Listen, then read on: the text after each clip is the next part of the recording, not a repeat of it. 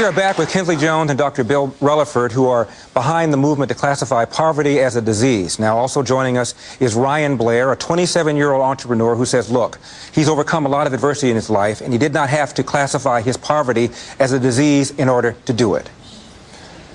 Ryan, you don't look homeless or impoverished, but you were, weren't you?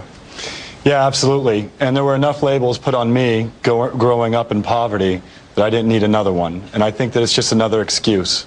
I think that when we're growing up the way I did, we're constantly told we have attention deficit syndrome. We're told we're stupid. We're told we're inferior. And all we need to do is be labeled as disease and give us one more disempowering belief that will kill our self-motivation to overcome those circumstances, because that's all you have is self-motivation to overcome those circumstances. Tell us how you grew up. You know, I was subject to a very poor environment. Mostly emotionally poor, and you know, I'll tell you that we didn't have nice things whatsoever growing up. I lived in about the worst circumstances you could possibly endure, emotionally, socioeconomically. A series of foster homes as well. You name it. I was made aware of the court when I was 15 years old. Drugs, alcohol hurt your family?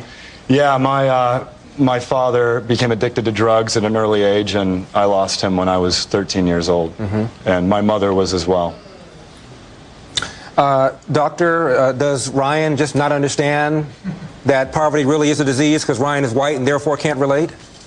I think that we need to focus on the facts. And the facts tells us that if you are, for example, African American, you can expect to receive inferior health care if you interface with the healthcare delivery system. Medicare's own database will tell you that African Americans have the highest amputation rate in the world based upon race alone, regardless of income and regardless of insurance. I'm sure his story is compelling and it sounds quite emotional, but I think there's some data that we really need to explore. African Americans, in addition to that, our communities are not conducive for the access of health care. Our communities, we have the uninsured. I still, doctor, don't see how this makes poverty a disease.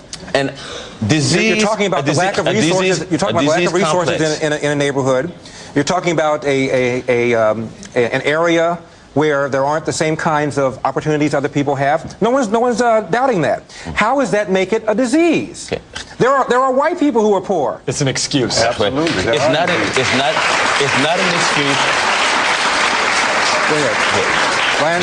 It's an excuse. You know, I made the choice. As human beings, we have one choice, and that's it. And one power, and the power is choice. I chose not to be poor. And if you label me as having a disease, then you're taking away that choice. Okay, first of all, I think that his argument is severely flawed in that nobody chooses to be born into poverty. Absolutely. First of all, you make a choice to overcome it. Yeah. That's what he's talking about. You make a choice to overcome it. It seems to me Ryan makes a very good point, doctor, because I think you're hurting people. You're giving them a crutch by telling them you have a disease. Instead of saying, okay, you were born in this situation, you don't have a lot of money, you may have a bad home environment, but you have a moral obligation to do your best to overcome your condition. That's your job. You allow them an excuse, a disempowering belief. I disagree with that once again, in that let's look at the facts. We see in our communities, we see the violence, we see the disenfranchisement or the marginalization, particularly African-American men. That's because of broken homes, doctor. It comes to broken homes.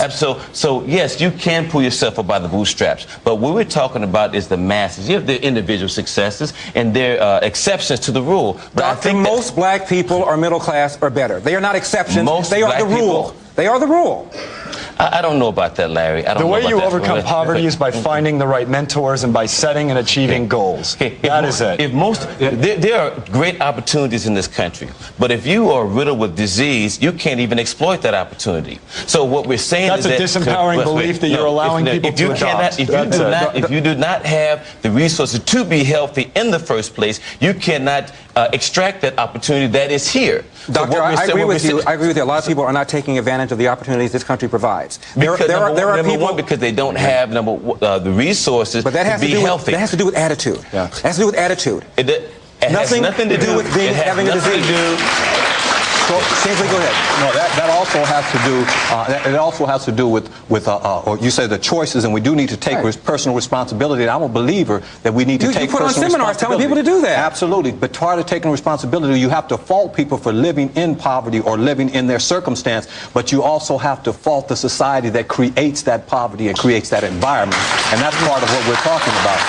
I know of no society where poverty does not exist. It is something that we have to deal with. If you label it as a disease, it makes it more difficult to overcome. John Fitzgerald Kennedy said that the greatness of a nation is by how she measured her most disenfranchised. And name me a nation that does not have poverty. Guy. And if our country is all that she is supposed to be, and I love this country, and this is part of my country, I think that we should be able to serve the most disenfranchised people. I agree with you. Absolutely. And the way you do so is by getting them the right mentors, by educating them, and by helping them set and achieve their goals, by being inspirations to them, by being motivational, not by being disempowering. Let me tell you what letting people them are. think that they have a disease. People are sum totals of their life experiences. People are sum totals of their life experiences. Well, you are what you process. All right, we're going to take a break. Ryan, I couldn't agree with you more. You nailed it. You nailed it. When we come back, we're going to meet a young man who says that Kingsley has cured him. If it weren't for Kingsley, he'd still be poor. We'll be right back.